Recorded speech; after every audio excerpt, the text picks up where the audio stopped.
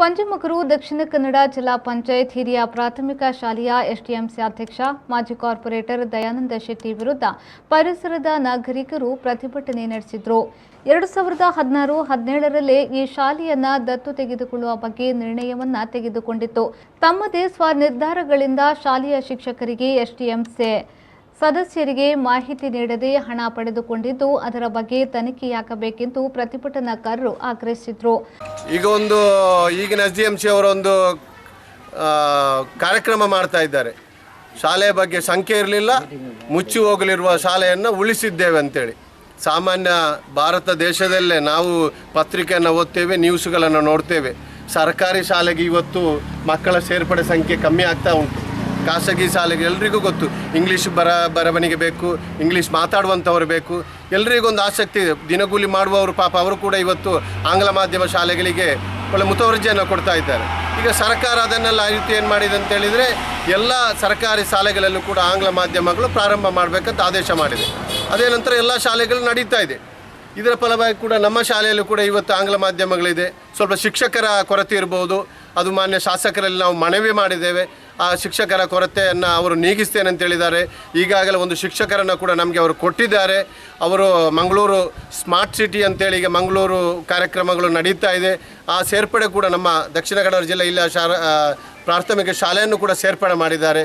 ಅವರಿಗೂ ನಾವು ಊರವರೆಲ್ಲರ ಪರವಾಗಿ ನಾವು ಅಭಿನಂದನೆಯನ್ನು ಮಾಡ್ತಾ ಇದ್ದೇವೆ. ಪ್ರಸಕ್ತ ಶಾಸಕರಾದ ಡಾಕ್ಟರ್ ವೈ ಭರತ್ ಶೆಟ್ಟಿ ಅವರು ಈ ಶಾಲೆಯನ್ನ ದತ್ತು ತೆಗೆದುಕೊಂಡಿದ್ದು ಬ್ಯಾಂಕ್ ವ್ಯವಹಾರದ ಬಗ್ಗೆ ಸರಿಯಾದ ತೀರ್ಮಾನ ಆಗುವ ತನಕ ಎಸ್ಡಿಎಂಸಿ ಅಧ್ಯಕ್ಷರನ್ನ ಅಮಾನತಿನಲ್ಲಿರಿಸಲಾಗಿದೆ. ಈ ಮಧ್ಯೆ ಶಾಲೆಯ ಬಗ್ಗೆ ಪಾಲಕರಲ್ಲಿ ಹಾಗೂ ಶಿಕ್ಷಕರ ಮಧ್ಯೆ ವಿಷಬೀಜ ಬಿತ್ತುವ ಕೆಲಸ ಮಾಡುತ್ತಿರುವ ಎಸ್ಡಿಎಂಸಿ ಅಧ್ಯಕ್ಷರ ವಿರುದ್ಧ ಸೂಕ್ತ ಕ್ರಮವನ್ನು ಕೈಗೊಳ್ಳಬೇಕೆಂದು ಆಗ್ರಹಿಸಿದರು. ಇಲ್ಲಿ ಎಸ್ಡಿಎಂಸಿ ಕಮಿಟಿ ಯಾವತ್ತಿಂದ ನಾನು ಕಾರ್ಪೊರೇಟರ್ ಆಗಿ ಬಂದಿದ್ದೇನೆ ಆವತ್ತಿಂದ ಈ ಗಲಾಟೆಗಳನ್ನು ನೋಡ್ತಾ ಬರ್ತಾ ಇದ್ದೀನಿ. ಪ್ರತಿ ಸಲ ನಾನು ಇಲ್ಲಿ ಎಸ್ಡಿಎಂಸಿ ಅಧ್ಯಕ್ಷರ ಹತ್ರ ಕೂಡ ಪ್ರತಿ ಸಲ ಅವರ ಹತ್ರ ಕೂಡ ನಾನು ರಿಕ್ವೆಸ್ಟ್ ಮಾಡಿದ್ದೇನೆ. ಏನಂದರೆ ಏನು ಅವ್ಯವಹಾರ ನಿಮ್ಮ ಮೇಲೆ ಇದೆ ಅದರ ಬಗ್ಗೆ ಕೂಲಂಕುಷವಾಗಿ ನೀವು ಅದು ಮುಂದೆ ಇಟ್ಟು ಅದನ್ನು ವಿವರಣೆ ಕೊಡಬೇಕು ಅಂತ. ಆದರೆ ಇವತ್ತಿನವರೆಗೂ ಆ ಕೆಲಸಗಳನ್ನು ಅವರು ಮಾಡಲೇ ಇಲ್ಲ.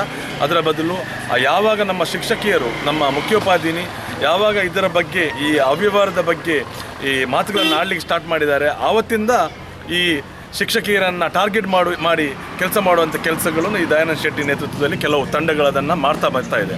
ಸೊ ಇವತ್ತು ನಾವು ಬೇಡಿಕೆ ಇಡೋದಿಷ್ಟೇ, ಇಲ್ಲಿ ಶಾಲೆಯ ಬಗ್ಗೆ ಯಾರಿಗೂ ತಕರಾರಿಲ್ಲ. ಶಾಲೆಯ ವಿದ್ಯಾರ್ಥಿಗಳು ಉತ್ತಮ ರೀತಿಯಲ್ಲಿ ವಿದ್ಯಾಭ್ಯಾಸವನ್ನು ಪಡೆದುಕೊಂಡು ಹೋಗ್ತಾ ಇದ್ದಾರೆ. ಶಾಲೆಯ ಶಿಕ್ಷಕಿಯರು ಅವರ ಕರ್ತವ್ಯವನ್ನು ಅವರು ಬಂದು ಮಾಡಿ ಹೋಗ್ತಾ ಇದ್ದಾರೆ.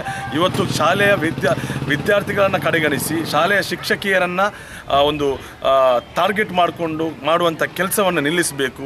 ಇವತ್ತು ಈ ಅವ್ಯವಹಾರ ಏನಿದೆ, ಇನ್ನು ಎರಡೆರಡು ಅಕೌಂಟ್ ಮಾಡಿಕೊಂಡು ಯಾವ ರೀತಿ ಇವ್ರಿಗೂ ಅದನ್ನು ದುರುಪಯೋಗ ಮಾಡಿದ್ದಾರೆ. ಟ್ರಸ್ಟ್ನ ವಿಚಾರದಲ್ಲಿ ಟ್ರಸ್ಟ್ ರದ್ದಾಗಿ ಊರವರು ಅದನ್ನು ಕಂಪ್ಲೇಂಟ್ ಮಾಡಿ ಟ್ರಸ್ಟ್ ರದ್ದಾಗಿದೆ. ಅದ ನಂತರ ಯಾವ ರೀತಿಯಲ್ಲಿ ಎರಡೆರಡು ಅಕೌಂಟ್ಗಳ ಬಗ್ಗೆ ನಮಗೆ ಸುಳಿವು ಸಿಕ್ಕಿ ಅದನ್ನು ಸ್ಥಗಿತ ಮಾಡಿದೆ. ಅದನ್ನೆಲ್ಲ ಬಗ್ಗೆ ಕೂಲಂಕುಷವಾಗಿ ಶಿಕ್ಷಣ ಇಲಾಖೆ ಇದನ್ನು ತೆಗೆದು ಈಗಾಗಲೇ ಕಾವೂರು ಸ್ಟೇಷನಲ್ಲಿ ಇದರ ಬಗ್ಗೆ FIR ಕೂಡ ಆಗಿದೆ.